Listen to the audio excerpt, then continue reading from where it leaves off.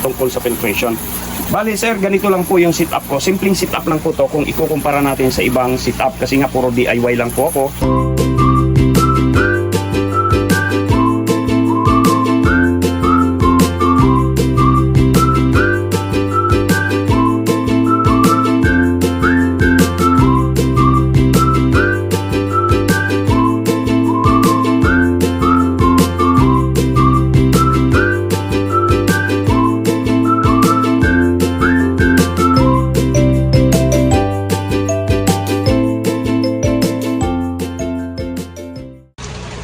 Yun, so isang mapagpalang araw ulit mga ka-farmers. Ngayon, panibagong araw, panibagong vlog po tayo. Ngayon, nandito po tayo sa aking maliit na vertical crab fattening. So, meron po kasing nag-request sa atin na isang subscriber na paano daw ang pag-set up ng filtration. Pero bago po yan, kung hindi ka pa nakapag-subscribe sa akin channel, please, huwag mo naman pong ipagdamot sa akin, isusubscribe nyo lang naman yan. Yan. So, kasi nagsisimula po akong mag-vlog. Huwag niyo pong kalimutan na pindutin yung notification, piliin ang all para kapag meron po tayong mga bagong video na katulad nito ay agad-agad po kayo, isa po agad kayo sa masasabihan o manonotify. Ayan. So, siya nga pala, no? Hindi pa nga pala ako nagpakilala talaga. Ako po isang dating OFW. 22 years po akong ng ibang bansa sa Saudi Arabia. At ngayon, so nag for good na wala pong naipon, mula po nung pandemic, no, hindi na po ako bumalik, no po. At ngayon nga, ito po yung ating mga ginagawa, nagpa-farm na lang po tayo, backyard farming, pagmamanukan, pugo. At ito po, sinubukan ko itong pag-aalimango, and then meron din po ako diyang crayfish. So, ibig sabihin, ito pong balik na po tayo sa ating pong topic ngayong umaga, ngayong araw. So, ito pong setup natin, ito yung tinatawag na RAS or reciprocating aquaculture system. Okay? So, ano ba yung RAS na yan? Bago po natin i-tackle yung pong filtration, kasama na po yan dyan. Medyo hahaba na nga lang. Okay? Siguro gawan ko na lang ng panibagong vlog itong RAS. So, since na ang request po sa atin, nakalimutan ko yung pangalan, ilagay ko na lang dito. Yan. Salamat sir ha sa pag-subscribe. At ito po yung request ninyo. So magsimula tayo dito sa ating vertical box. Ito yung mga box natin. May apat po ako na layer. Actually wala pong laman itong dalawang layer na to. Wala pang laman yan. Ito lang yung mayroong laman sa ngayon. Ito. Ayan. Ayan. 19 piraso po yan. Ang nakalaman po dyan. Okay. So ito po. Since na ako ay nag-uumpisa at talagang kailangan ko na experience, hinayaan ko lang po yan. No? Wala pa po akong plano na ibenta sa ngayon. Pababayaan ko lang talaga sila para lang makuha ko kung ilang buwan bago sila nagmo-mold. Yan, tulad yan, mga molting na po yan, nag-molt na po yan, no? Ayan, no, nag-molt na po yan. Okay, so since na hindi yan ang topic natin, balik talaga tayo dito sa ating topic tungkol sa filtration. Bali, sir, ganito lang po yung setup ko. Simpleng setup lang po to kung ikukumpara natin sa ibang setup kasi nga puro DIY lang po ako. Gumamit lang po ako ng isang istaka ng tubig dito. Ito po yung washing machine namin na sira na hindi ko naitapo noon, pinabayaan ko lang na naka-stock. So yun, magagamit ko pala. Ang isa sa advantage po nito, kung meron po kayong ganito, di kaya bili kayo ng mga sirang washing machine. No, dapat po ang gamitin nyo, ang piliin nyo kung bibili kayo, kung wala kayong sira dyan, ay yung ganito na double, may spinner, mayroong washing. Kasi ang ginawa ko, kung talagang gagayahin nyo to, isang advantage na rin na meron po tayong drainage system dito. Ayan o.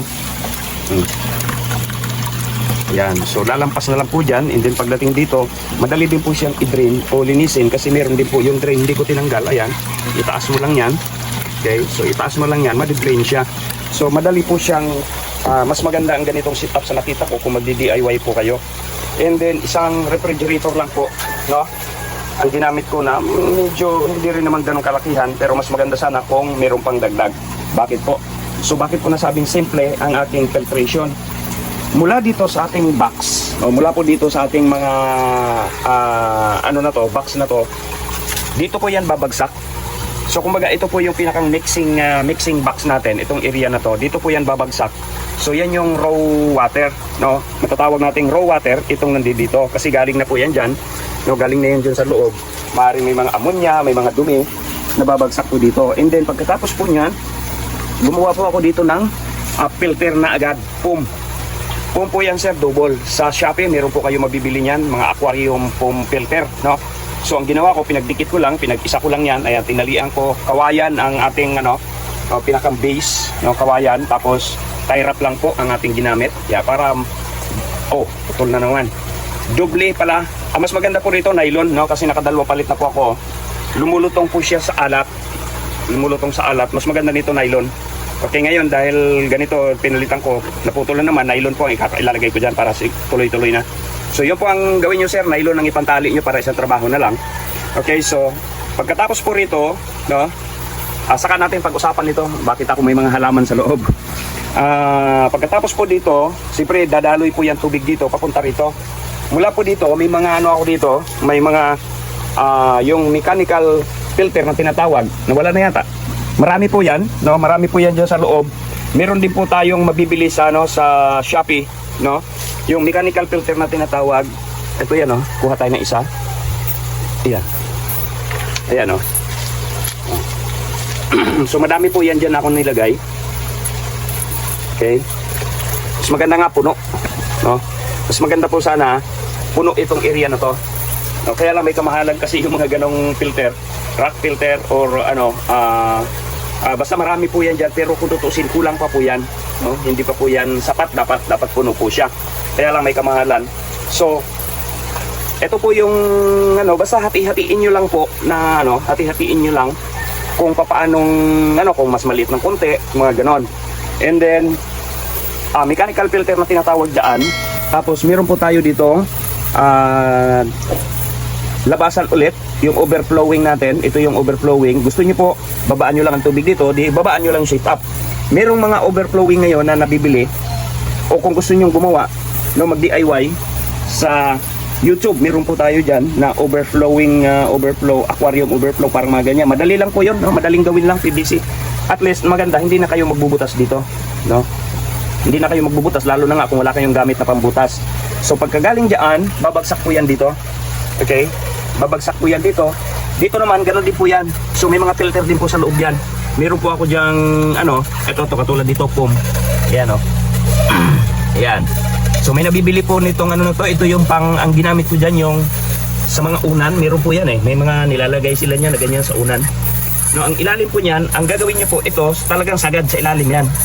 Sagad sa ilalim para yung tubig manggagaling po sa ilalim, saka po siya magpapaibabaw. So galing doon sa ilalim, may patong-patong po ako dyan na kukunti nga lang, kukunti lang filter ko dyan. Meron po ako dyan mga graba, tapos yung activated charcoal, may nilagay din po ako dyan, activated charcoal. Tapos ito po yung pangatlo na sa taas, ito. And then yung mga bato na yan, pinatong ko lang, pinatong ko lang yung mga bato kasi nga lumulutang itong foam. Mula naman dito, so meron tayong pump, maliit lang na pump yan, okay? Maliit na pump para naman yung tubig ay dalhin niya dito. So ito po yan, ibato niya rito. And then mula dyan, ito naman tinatawag nating ano ba ang tawag dito sa filter na to? Ito na po yung tirahan ng ating mga good bacteria. Okay? So media filter, yan. Meron din po sa meron din po sa Shopee. Okay, media filter. And then mula dyan, siyempre may overflow tayo dito. Ito, overflow na yan, diretso din po dito. And then mula naman dito, pump din po ito na maliit. Okay, may pump din po dito para iakyat naman yung tubig papunta dito. So ras na po yan, Ngayon, bakit meron ganito? Bakit bumubulang ganyan? Mahalaga po na meron tayong compressor dito or hangin. Bali dalawa po yung nilagay ko na yan. Para ang ating good bacteria ay hindi po mamatay. Ang good bacteria, sila yung lumalaban sa ammonia o kumakain sa ammonia para ma-transfer po siya into nitrates ba. Hindi pa ako masyadong diyan sa ganyang mga term, So, tirahan po ng mga good bacteria yan. Mahalaga po na meron kayong tawag dito, meron kayong compressor or hangin, Hangin po ang maganda rito, para ganyan po yung magiging sistema niya. May oxygen yung inyo pong good bacteria. Diyan po naninirahan ng mga good bacteria. So mas marami ito, parang 4 na kilo po yata ang nilagay ko rito, kung matandaan yan. Media filter po ang tawag. May butas po kasi yan sa loob. Diyan titira yung bacteria natin. At ito po yung aking air compressor. Yan, air pump. So yan ang mga connection yan. Ito ganun din po to. Bakit yan ganyan? Meron din po yan. Ayan, tingnan nyo. kumukulo ang tubig, meron din po yan. Ito meron din dito, maliit nga lang. Maliit nga lang. So kahit pa paano, no, kung mayroong mamatira na bakterya dyan, ay mabubuhay pa rin po siya, hindi po siya mamamatay. So sir, ganyan lang po yung sit up ko sa DIY na filtration natin. Nasa sa inyo na po kung paano ninyo i-sit up. Basta ang kailangan lang po dito, mula dito, actually marami pang kulang ito kung talagang kukumplituhin natin. Pero ito na po yung pinakasimple kong sit up ngayon. No, meron pa kasing ibang mga aparato na kailangan tawag dito yung nakalimutan ko yung pangalan, pantanggal ng dumi at bula, no, yung ihiwalay niya ang dumi at saka bula. No, katulad niya, no, may mga dumi-dumi. Pero kung meron po tayong ganong aparato, ay ihiwalay niya po yan. No, doon siya mapupunta. So, nakalimutan ko yung pangalan. Ayan, so ganyan lang po. Sana po ay nakatulong ang ating video doon sa mag-uumpisa, no, ng RAS system na meron pong filtration. Okay? So, sa ngayon, ito lang po ang ating para hindi na po masyadong humaba. Kung meron po kayong gustong ipa-video tungkol dito at may katanungan, so wag lang po kayong mahiyang magtanong. Ayan. At i-comment lang po ninyo sa baba ang inyo pong mga gustong itanong. Sa mga gusto pong mag-umpisa lang ng ganito pong sistema, ano po. Okay, so sana po nakatulong. God bless po sa ating lahat and bye-bye po. Oops! Kung hindi ka pa nakasubscribe, nakaabot ka na sa dulo ng bidyong ito, huwag nyo naman pong kalimutan mag-subscribe. Yan. So, para naman kahit pa paano ay umangat na po ang aking channel sa pamamagitan po ng inyong mga tulong. Ayan. So, yun na po. God bless po. Bye-bye. Totoo na to.